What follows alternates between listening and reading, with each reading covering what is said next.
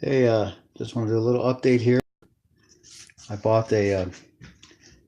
bought a lathe at a from a from a Facebook, basically like a online garage sale. Bought a lathe. The main reason I wanted the lathe were for these tools. There's 7 or 8 of these. Alone are $90, and I need the tools for this lathe over here. Eventually, going to use those tools for this lathe, the spring pull lathe, which I have done. It's working great. Well, I have everything done except the tool rest. Uh, I think that's it. But the man included electric lathe with the tools, so I bought it, and I haven't done this form of woodworking for a long time, using a lathe. I know how, but I just haven't done it for a long time. So I thought, well, I don't have this one quite finished, so I'll actually practice using the tools on this lathe. And so yeah, after our meeting today, after our staff meeting, I came out here and found a scrap piece of I think it's maple, uh, maple or oak. I'm not 100% sure, but found it, and it's something. It was kind of it had gotten nicked up quite a bit. Had nicked up and was cut up. It was one of these tic-tac-toe boards, um, but it it got messed up somehow. So I thought, well, I'll just use that scrap wood and practice on that. So here I am, a little small bowl. All I'm going to do here is show you.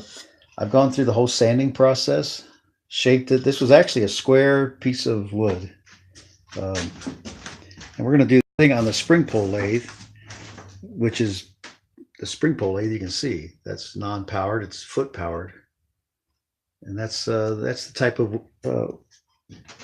type of way they formed wood, or shaped wood. And oh gosh, there's been drawings found, diagrams found from the 1400s of using uh,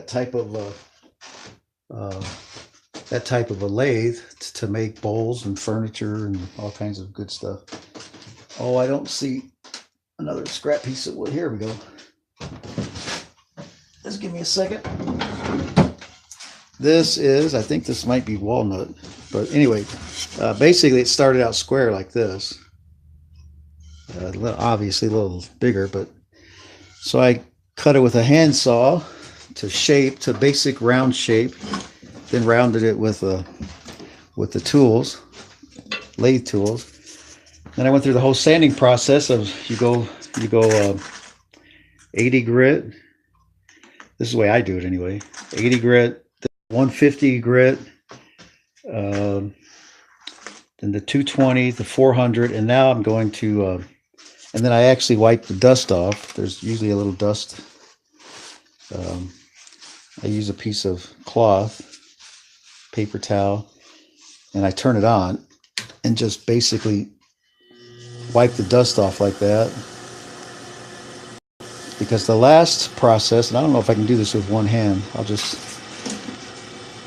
I use 1500 grit paper, which is wet dry sandpaper, and it's very, very smooth, but it puts a super fine finish on wood. And to me, it actually it almost like polishes the wood. But we'll see if we can tell a difference. This is going to be hard with one hand, so.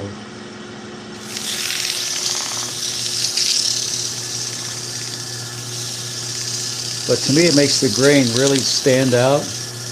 It almost like polishes the grain. And you could almost leave it like that without finishing it. Takes off just I'll shut it off and we'll see. First I have to use the cloth again, paper towel cloth.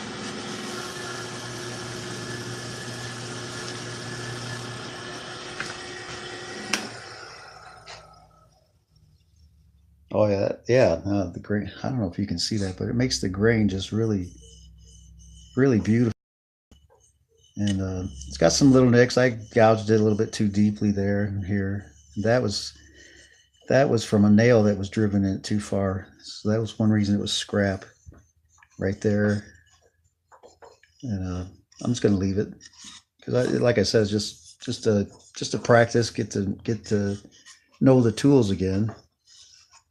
And the back, actually, the bottom has some of the cut marks on it, and I'm not gonna. I'm just gonna leave that. Here I gouged it a little bit too much. Oops, sorry.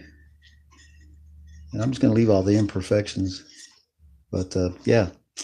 Anyway, I just want to show you that. I'm gonna put a finish on it, and I'll probably put coconut oil finish on it since I'll put it out in the office for a candy dish or something.